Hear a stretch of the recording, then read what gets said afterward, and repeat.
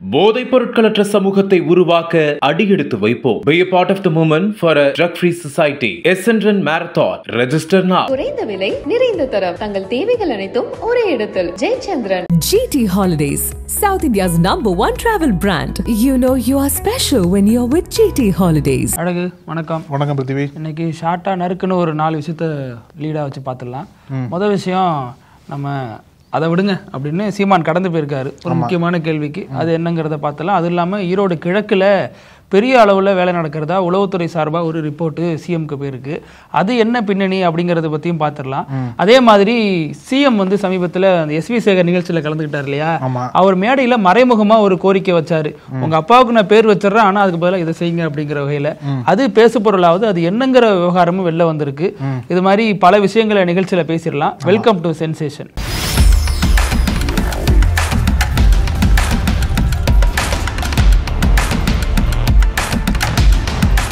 பாஜகவோட தலைவராக இருக்கக்கூடிய தமிழிசை இருக்காங்க இல்லையா, அவங்க வந்து விஜய் நோக்கு ஒரு கேள்வி கேட்டிருக்காங்க. எதுக்கு அப்புறம் அப்படின்னா, சமீபத்தில் விஜய் வந்து பரந்தூர் போனாரு. இதுதான் அவருக்கு அரசியல் ஆரம்பிச்சதுக்கு அப்புறம் முதல் களமாக இருந்தது இல்லையா, பரந்தூர் தான். அங்கே வந்து விவசாயிகள் மத்தியில் பேசி அங்கே வந்து திமுகவுக்கு அகேன்ஸ்டாக பல்வேறு கருத்துக்களை முன் வச்சிருக்காரு. அது மட்டும் இல்லாமல் விவசாயிகளுக்கு ஆதரவாக நான் எப்பவுமே நிற்பேன், இங்கிருந்து தான் நான் வந்து ஸ்டார்ட் பண்ணணும்னு நினச்சேன், இங்கிருந்து ஆரம்பிக்க போறேன்னு சொல்லிட்டு பல்வேறு கருத்துக்களை முன் வச்சார். இது வந்து பரந்தூர் மக்கள் வந்து கிட்டத்தட்ட 910 நாளாக போராட்டம் பண்ணிருக்காங்க. அவங்களோட முக்கிய கோரிக்கை என்ன அப்படின்னா, அங்கே 911 ஆமா முதல்ல வந்து தினமும் பகல்ல போராடிட்டு இருப்பாங்க. கொஞ்ச நாள் கழிச்சு பகல்ல வேலைக்கு போயிட்டு வந்து இரவுல போராட தொடங்கினாங்க. குழந்தை குட்டிகளோட போராடிட்டு இருக்காங்க. அவங்களோட முக்கிய கோரிக்கை என்ன அப்படின்னா, அங்க விமான நிலையம் வேண்டாம், விளைநிலங்கள் தான் வேணும், விமான நிலையம் எங்களுக்கு வேண்டாம்னு சொல்லிட்டு ஒரே ஒற்றை கோரிக்கையோட தொடர்ந்து நிக்கிறாங்க இல்லையா. அவங்களுக்கு ஆதரவா விஜய் வந்து அங்க போய் பார்த்து பேசினாரு. இப்ப விஜய்க்கு ரெஸ்பாண்ட் பண்ற விதமா தமிழிசை என்ன சொல்லியிருக்காங்க அப்படின்னா, ரைமிங்ல சொல்லியிருக்காங்க, பரந்தூருக்கு பறந்து போனாரா மறந்து போனாரா அப்படின்னு சொல்லிட்டு ரைமிங்ல ரெஸ்பாண்ட் கொடுத்திருக்காங்க. மேடம் எப்பவுமே இந்த மாதிரி ரைமிங்கா பேசிதான் பழக்கம். எதுக்காக சொல்றாங்க அப்படின்னா, பரந்தூரை இதுக்கு முன்னாடி விஜய் வந்து மறந்துட்டாரா? ஏன்னா 900 நாளா போராட்டம் பண்ணிட்டு இருக்காங்க, இப்பதான் விஜயோட கண்ணுக்கு தெரியுதா? சினிமாவில் இருக்கிற வரைக்கும் டேக்குன்னு சொல்லிட்டு இருந்தவர் சினிமா விட்டு வெளியே வந்ததுக்கு அப்புறம் டேக் ஆஃப் ஆகி பரந்தூருக்கு போயிருக்காரு. அதை எப்படி நம்ம இதை எடுத்துக்க முடியும்? அவர் தான் சரியில்லை. பாஜக, தமிழக பாஜக எத்தனை தடவை பரந்தூர் போயிட்டு வந்தாங்க? தமிழிசைக்கு போனாங்களான்னு தானே கேட்கறாங்க. அந்த கேள்வி வந்து அவங்க கட்சிக்காரன் கேட்கறாங்களா? இப்ப விஜய் பரந்தூர் போனது பெரிய அளவுல செல்ஃப் எடுத்துட்டு அவர் நம்புறதால அடுத்தவர் என்ன பண்றாரு, வேங்கவேலுக்கு போலான்னு திட்டமிட்டு இருக்கிறதா தகவல் வெளியா இருக்கு. ஏன்னா இதுல ஒரு மக்களை வந்து சந்திச்சு அதுல ஒரு ஆதரவை திரட்டினாரு. அதே மாதிரி வேங்கவேலுக்கு போனா அடுத்த கட்ட அரசியலுக்கு அது ஒரு வாய்ப்பா அமையும் அப்படிங்கிற வகையில அடுத்த கட்ட திட்டமிட்டு இருக்கிறதா சொல்லப்படுது. அதே நேரம் இப்ப விஜய்க்கு எதிராக திமுகவினர் மற்றும் எதிர்கட்சிகள் பல்வேறு கேள்விகள் எழுப்பிட்டு வராங்க. குறிப்பா இந்த விஷயத்துல, இந்த பரந்தூர்ல விஜய் பேசின விஷயத்துக்கு எதிராக திமுகவும் பாஜகவும் ஒரே லைன்ல வர்றாங்க. குறிப்பா என்ன கேக்குறாங்க அப்படின்னா, சரிங்க பரந்தூர்ல வேணாம் ஏர்போர்ட், வேற எங்க வைக்கலாம் சென்னையில? ஏன்னா பரந்தூரே வந்து சென்னை கிடையாது, காஞ்சிபுரத்துல இருக்கு. இப்ப வேற எங்க சென்னையில வைக்க முடியும்? இதோட நோக்கமே என்னன்னா, இங்க இப்ப இருக்கக்கூடிய இந்த ஏர்போர்ட், மீனம்பாக்கம் ஏர்போர்ட் விரிவுபடுத்தணும். அந்த வகையில இங்க விரிவுபடுத்த முடியல, சிட்டிக்குள்ள விரிவுபடுத்துறதுக்கான வாய்ப்பு இல்ல. அதனாலதான் ஒரு ஒதுக்குப்புறமா ஓரமா பார்த்து அதிக மக்கள் வசிக்காத இடமா பார்த்து அதை பண்றாங்க. இதுல நீங்க சொல்றீங்கன்னா வேற எங்க வைக்கணுங்கிறத சொல்லுங்க. போற போக்குல பனை மரத்துக்கு ஒரு குத்து, தென்னை மரத்துக்கு ஒரு குத்துங்கிற மாதிரி எப்பவுமே நீங்க மேடை ஏறி மைக்க புடிச்சிட்டீங்கன்னா உடனே திமுக 2 திட்டு, பிஜேபி 2 திட்டு, அப்படி பேலன்ஸ் பண்ணிட்டு போயிடுறீங்களே, இது நியாயமா? அப்படிங்கிற வகையில பிஜேபியும் விஜய் எதிர்க்குது, திமுகவும் விஜய் எதிர்க்குது. அவர் விஜய் என்ன சொன்னார் அப்படின்னா, நான் வந்து விமான நிலையத்திற்கோ வளர்ச்சிக்கோ எதிரானவன் கிடையாது, ஆனா இங்க வந்து வேணாம் தான் சொல்றேன் அப்படின்ற கருத்து. அப்ப நீங்களே அந்த இடத்த சொல்லுங்க, எங்க வைக்கல நீங்களே சொல்லுங்கன்னு சொல்லிட்டு எதிர்கேள்வியை பாஜகவும் கேட்டாங்க. நீங்க தமிழிசை என்ன கேட்டிருக்காங்க அப்படின்னா, நேத்துக்கு விஜய் என்ன சொன்னாரு, இங்க பரந்தூர்ல வந்து திமுக அரசு விமான நிலையத்தை அமைக்கிறதுக்கு நிலம் கையப்படுத்த முயற்சி பண்றாங்க இல்லையா, இதுக்கு பின்னாடி ஏதோ ஒரு லாபம் இருக்கு. ஏன்னா அரிட்டாப்பட்டியில அந்த டங்ஸ்டன் திட்டத்தை கேன்சல் பண்ணவங்க இதுல வந்து அப்படி பண்ண மாட்டாங்க, இதுக்கு பின்னாடி ஒரு பெரிய லாபம் இருக்குன்னு சொல்லிட்டு விஜய் ஒரு பெரிய குற்றச்சாட்டு வச்சிருந்தார். அந்த குற்றச்சாட்டு தான் இப்போ தமிழிசையும் கேக்குறாங்க. இதுல வந்து விஜய்க்கு என்ன லாபம் இருக்கு, 900 நாள் கழிச்சு பரந்தூருக்கு வந்திருக்காரு அப்படின்னா அதுல விஜய்க்கான லாபம் இருக்கு அப்படின்ற ஒரு இதை வந்து அவங்க கேட்டிருக்காங்க. அதுல கூட விஜய் சொல்றாரு, நான் வந்து ஓட்டு கேட்கறதுக்காக ஓட்டு அரசியல் பண்றது இங்க வரலன்னு சொல்றாரு. ஆனாலும் போறதுல இருந்து கொடியை பிடிச்சிட்டு தான் போறாரு. அது எந்த வகை அரசியல், அது எப்படி வருங்கிறதுலாம் நமக்கு தெரியல. அதே மாதிரி தமிழிசை இன்னொரு கருத்து சொல்லி இப்ப சர்ச்சையில மாட்டிருக்காங்க. என்ன சொல்றாங்கன்னா, மாட்டு கறி திங்க முடியுது உங்களால, மாட்டு கோமியம் குடிக்க முடியாதா? அறிவியல் பூர்வமா நிரூபிச்சிருக்காங்க, அதே உங்களால குடிக்க முடியல அப்படிங்கிற வகையில ஆவேசமா பேசியிருக்காங்க. அது சர்ச்சையா இருக்கு. இதற்கு நாம் தமிழர் கட்சி நிர்வாகி சீமான் கூட விளக்கம் கொடுத்திருக்காரு. என்னன்னா, மாட்டு கறியை சாப்பிடுறவன் கீழ் சாதின்னு சொல்லுவாங்க, மாட்டு பாலை குடிக்கிறவன் இடைச்சாதின்னு சொல்லுவாங்க, மாட்டு கோமியத்தை குடிக்கிறவன் உயர் சாதின்னு சொல்லுவாங்க அப்படின்னு அவர் வகையிலேயே பதிலடி கொடுத்திருக்காரு. ஆமா, இப்ப இந்த மாட்டு அரசியல் வந்து அப்படியே விட்டுருந்தா கொஞ்சம் ஓஞ்சிருக்கும். மறுபடியும் தமிழிசை வந்து அதுல நெருப்பை ஊத்தி இன்னும் பத்த வச்சுட்டாங்க. காமகோடி இருக்காரு இல்லையா, மெட்ராஸ் ஐஐடி மெட்ராஸோட டைரக்டர். ஆமா, அவர் சொல்றாரு 5 எக்ஸ்பெரிமெண்ட் பேப்பர் இருக்கு, நீங்க வந்து அந்த பேப்பர்லாம் பாருங்க, ஆராய்ச்சி கட்டுரைகள் இருக்கு அப்படி அப்படிங்கிறாரு. ரெண்டாவது அமெரிக்காவில் ஒரு நிறுவனம் வந்து இது தொடர்பா ஆய்வு பண்ணி கட்டுரை வாங்கியிருக்காங்க அப்படிலாம் சொல்றாரு. அந்த பேட்டன் ரைட்ஸ் இது எல்லாமே ஏன் போயிட்டு அமெரிக்காவில் அந்த நிறுவனம் வாங்குது? குறிப்பா அந்த நிறுவனம் என்னன்னா கோவிஞ்சான்னு ஒரு நிறுவனம் மகாராஷ்டிரா நாக்பூர்ல செயல்பட்டு வருது. இந்த நிறுவனம் இந்தியாவில் ஏன் அதை வாங்கல அப்படின்னா, இந்தியாவில் ஒரு பேட்டன் ரைட் வாங்குறதுங்கிறது அவ்வளோ கஷ்டமான விஷயம் அப்படின்னு சொல்லப்படுது. நாக்பூர் அப்படின்னா அங்கே RSS இருக்காங்க, விஸ்வஹிந்து பரிஷத் இருக்காங்க, சம்பந்தம் இருக்கா? நீங்க அது சொல்ல போனா VHP விஸ்வஹிந்து பரிஷத்தோட ஒரு கிளைன்னு தான் சொல்லப்படுது இந்த நிறுவனம். அவங்களோட டைப்ல தான் இருக்கு, அவங்க சம்பந்தப்பட்ட ஆட்கள் தான் இருக்காங்க. இது வந்து எப்படி பேட்டன் ரைட் வாங்கலாம் அப்படின்னா, CSIR சொல்றோம்ல, சென்டர் ஃபார் சயின்ஸ் அண்ட் ரிசர்ச்னு சொல்றோம்ல, அதுவும் இந்திய வேளாண்மை ஆய்வு நிறுவனம் இதோடையும் டைப் வச்சுக்கிட்டு தான் அந்த கோவிஞ்சா நிறுவனம் அமெரிக்காவில் போயிட்டு பேட்டன் ரைட்ஸ் வாங்கியிருக்காங்க. அதுவும் அந்த பசுவின் சிறுநீருக்கான அந்த பேட்டன் ரைட்ஸ், அதுல வந்து மருத்துவ குணங்கள் இருக்குதுங்கலாம் அடுத்த விஷயம். அவங்க அதுக்கான பேட்டன் ரைட்ஸ் கிட்டத்தட்ட அமெரிக்காவில் 5ம் சீனாவில் 1ம் வாங்கி வச்சிருக்கதா சொல்லப்படுது. இவர் சொல்றதுக்கான பின்னணியில இதெல்லாம் இருக்கு.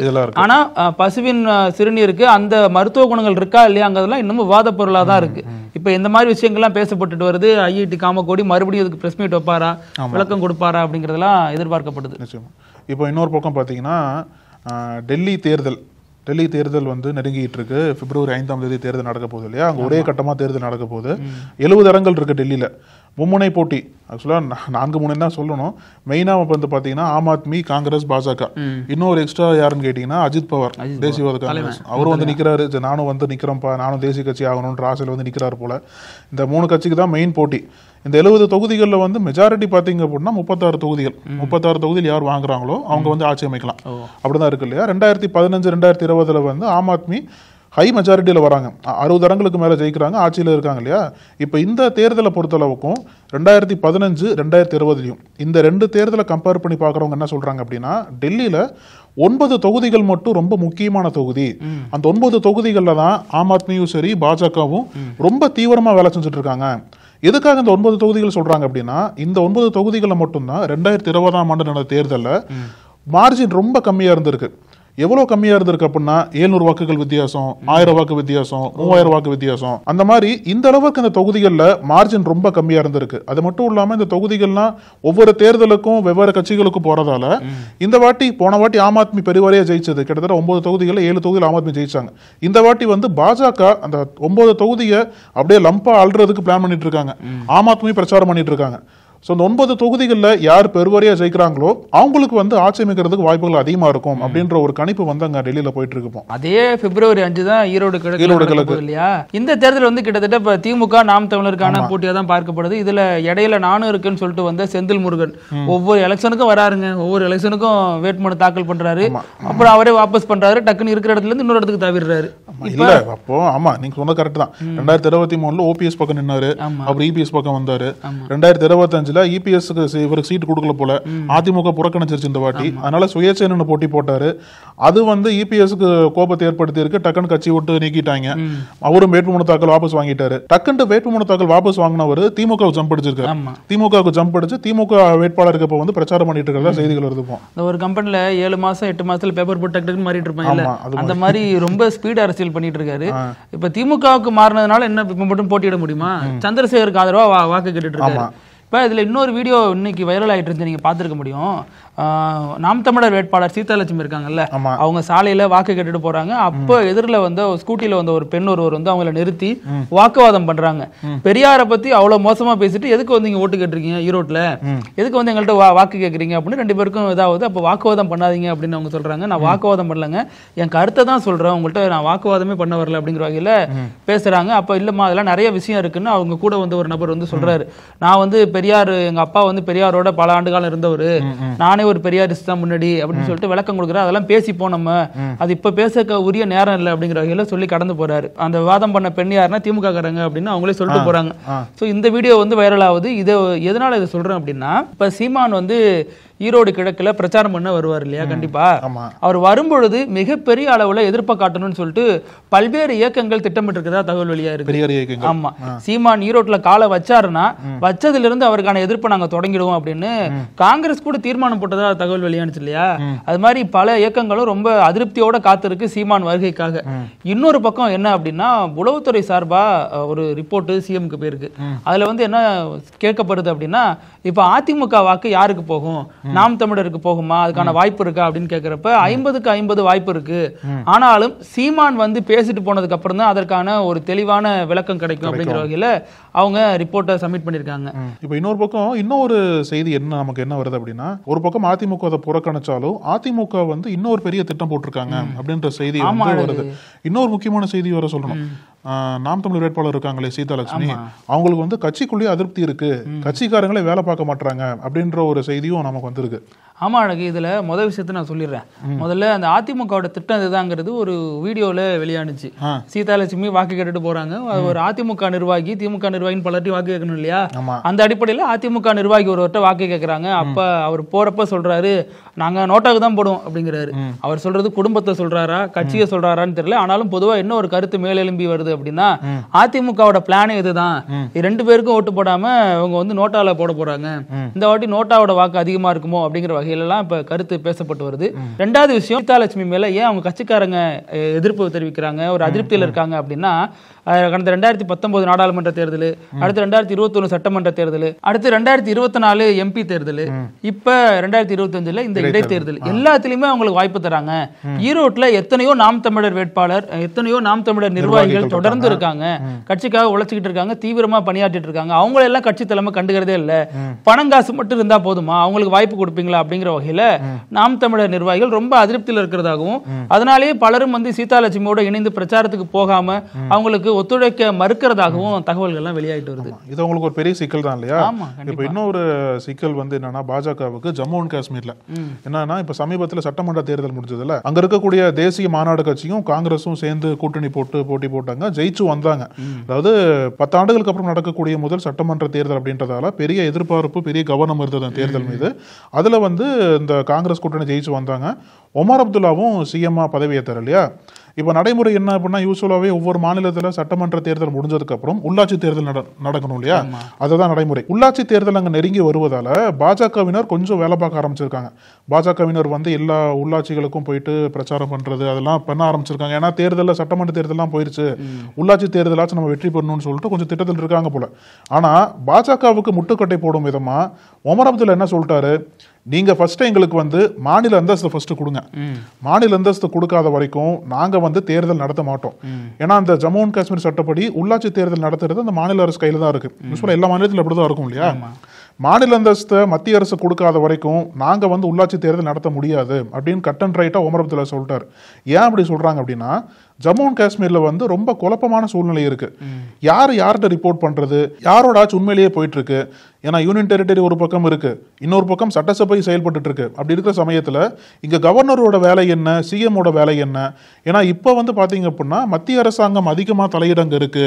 ஏன்னா என்னதான் மாநில அரசு இப்ப அமைக்க பெற்றாலும் மத்திய அரசு தான் தொடர்ந்து பல்வேறு விவகாரங்களை முடிவெடுக்கிற நிலைமையில் இருக்காங்க. அதனால வந்து எங்களுக்கு முழுமையா மாநில அந்தஸ்து கொடுத்தா மட்டும்தான் எங்களால வந்து உள்ளாட்சிகளை பிரிச்சு கொடுத்து உள்ளாட்சி தேர்தல் வைக்க முடியும், இல்ல அப்படின்னா அது வரைக்கும் வைக்க மாட்டோம் அப்படின்ற ஒரு முடிவோட உமர் அப்துல்லா இருக்கார். அதே மாதிரி இப்ப சமீபத்துல எஸ்வி சேகர் இருக்கார் இல்லையா, அடிப்படையில் ஒரு நாடக கலைஞர், அவர் நாடக சபா சார்பா 50வது ஆண்டு விழா வருது. அதை அடுத்துதான் முதல்வருக்கு வந்து ஒரு அழைப்பு விடுத்திருந்தாரு. முதல்வர் கலந்துக்க மாட்டாரு, அது எப்படி எஸ்வி சேகர் பங்கன்ல கலந்துப்பாருன்னு கேள்வி எழுப்பினாங்க.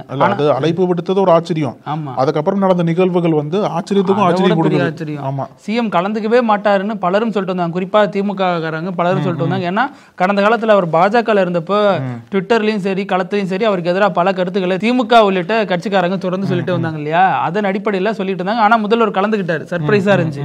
அதோட பெரிய சர்ப்ரைஸ் என்னன்னா அவங்க அப்பாவுக்கு மந்தவெளியில ஒரு ஒரு ஒரு ஒரு சாலைக்கு அவங்க அப்பாவோட பேர் வைக்க போறேன் அப்படின்னு முதல்வர் அறிவிச்சாரு. அதற்கு காரணம் எஸ் வி சேகர் அந்த கோரிக்கையை வச்சிருந்தாரு. அதனால நாங்க அதை அறிவிக்கிறேன், அது ஒன்றும் பிரச்சனை இல்லை. அதற்கு கைமாறா அவர் வேற ஒண்ணு செய்வாருங்கிற வகையில ஒரு ரகசியமா ஏற்கனவே பேசின மாதிரி முதல்வர் ஒரு ட்விஸ்ட் வச்சிருந்தாரு. அந்த வேற ஒண்ணு என்ன தேர்தல் பிரச்சாரம், ஆமா அது மேடையிலையும் சொல்லியிருந்தாரு, வேறு விதமா சொல்லியிருந்தாரு. என்னன்னா இந்த வரக்கூடிய 2026 தேர்தலில் எஸ் வி சேகர் இருந்தா போதும் அப்படிங்கிற வகையில சிரிப்பா சொல்லியிருந்தாரு. அதுவும் இல்லாம போற பக்கத்துல ஒரு கிண்டல் பண்ணாரு, இவர் வந்து எந்த கட்சியில இருக்காருன்னு தெரியல, இப்ப நம்ம கட்சி, இவர் வந்து நம்ம குடும்பம்னா ஒரு கலை குடும்பம், அந்த அடிப்படையில அவங்க அப்பாவுக்கு இதை செய்யறோம். அவங்க அப்பா ஒரு நாடக கலைஞரா இருந்திருக்காரு, அவரும் பல விஷயங்கள் செஞ்சிருக்காரு, அந்த அடிப்படையில் கொடுக்குறோம் அப்படிங்கிற அந்த அடிப்படையில சாலைக்கு அவர் அவங்க அப்பா பேரை வைக்கிறோம் அப்படின்னு சொல்லியிருந்தாரு. இப்ப இதெல்லாம் பேசு பொருளாவது தொடர்பா சீமான் கிட்ட கேட்கறாங்க. அவர் என்ன சொல்றாருன்னா, இது வந்து என்ன ஆரிய பற்றா, அப்ப ஆரிய நட்பு இது அப்படிங்கிற வகையில கடுமையா விமர்சிக்கிறாரு. இது வந்து பெரிய பேசு பொருளாவது திமுக காரங்களே பலரும் இதுல கொஞ்சம் எதிர்ப்பான மனநிலையில தான் இருக்காங்க. இது வந்து செஞ்சிருக்க வேண்டாம், கடந்த காலங்களில் திமுக மிக மோசமா விமர்சிச்சவரு, உங்க நாகரிக அரசியலுக்கு ஒரு எல்லை இல்லையா அப்படிங்கிற வகையில திமுகவை விமர்சிச்சுட்டு வராங்க.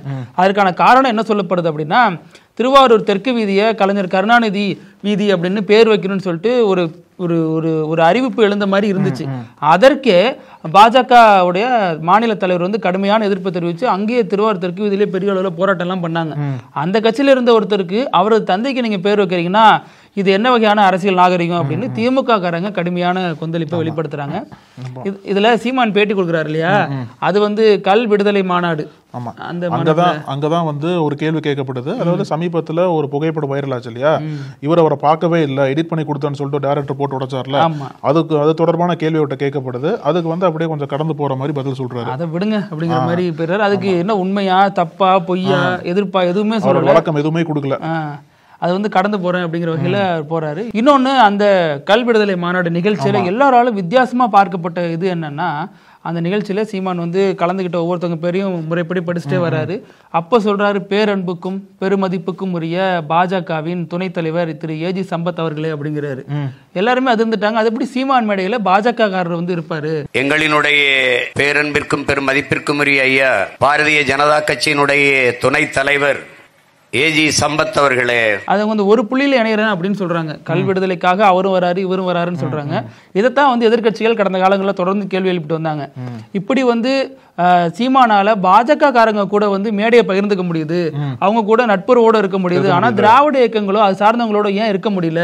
இவர் தான் கடந்த காலங்கள்ல திராவிட இயக்கங்கள் வந்து எங்களுக்கு பங்காளி இயக்கம், அது வந்து நாங்க அடிச்சுப்போம் பிடிச்சுப்போம் எங்களுக்கு பங்காளி அப்படின்லாம் சொன்னாரு. ஆனா பாஜகவா மாறிட்டாரு. காரணம், ஈரோடு கிழக்கு இடைத்தேர்தலில் பாஜக காரங்க சீமானுக்கு தான் ஆதரவா வேலை செய்யறாங்க. ஈரோடு கிழக்கு இடைத்தேர்தலில் நீங்க பேசியிருந்தீங்க இல்லையா நிருபர்கிட்ட, ஈரோடு நிருபர்கிட்ட, அவர் என்ன சொன்னாருன்னா RSS வந்து சீமானுக்கு ஆதரவா இறங்கி வேலை செய்யுதுன்னு சொல்லியிருந்தாரு இல்லையா. சோ இப்ப இதையெல்லாம் முடிச்சு போட்டு இப்ப சமூக வலைதளங்கள்ல பேசப்பட்டு வருது. அழகு அனைவரும் எதிர்பார்த்த மாதிரி அமெரிக்காவோட 47வது அதிபரா டொனால்ட் ட்ரம்ப் பதவி ஏற்றிருக்காரு. பதவி ஏற்ற உடனே பல்வேறு அதிரடி கையெழுத்துக்களை போட்டிருக்காரு.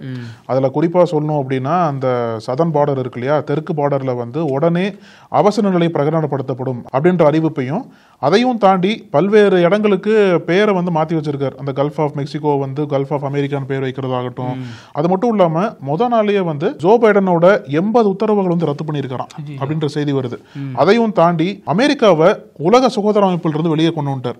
என்ன காரணம் சொல்றாரு அப்படின்னா, அமெரிக்கா அந்த நிறுவனத்திற்கு தொடர்ந்து அதிகமா பணம் கொடுத்துட்டே வருது, அது வந்து எனக்கு பிடிக்கல. கொரோனா காலங்களை கூட நிறைய, ஆமா அது வந்து எனக்கு பிடிக்கல. அவரோட துணியே அப்படிதான், எனக்கு பிடிக்கல அப்படின்னா நாட்டுக்கே பிடிக்கூடாது. இந்த மாதிரி ஒரே நாள்ல வந்து அதிபர் பதவி ஏற்றதுக்கு அப்புறம் பல்வேறு உத்தரவுகளை வந்து அப்படியே மாற்றி அமைச்சிருக்காரு, புது உத்தரவுகளை பிறப்பிச்சிருக்காரு. இந்த உத்தரவுகள் எல்லாமே வந்து உலகளவுல பரபரப்பை ஏற்படுத்தினாலுமே இது வந்து ஒரு முன்னோட்டமா பார்க்கப்படுது. இன்னும் 4 ஆண்டுகளுக்கு இவர் ஆட்சி இப்படிதான் இருக்க போகுது. ஏன்னா முதல் நாளே வந்து இப்படி கடுமை காட்டினார் அப்படின்னா அடுத்தடுத்த நாட்கள் வந்து இன்னும் நிறைய பாதிப்புகள் உண்டாக்கக்கூடும் அப்படின்ற அச்சம் வந்து அங்க நிலவுதுக்கும். அவர் கடுமை மட்டும் காட்டல, அவர் பையனையும் காட்டியிருக்காரு போருக்கு. அதுல நிறைய பேர் வந்து மகனை எழுப்பி விட்டு வீடியோ எல்லாம் காமிச்சிருந்தாரு.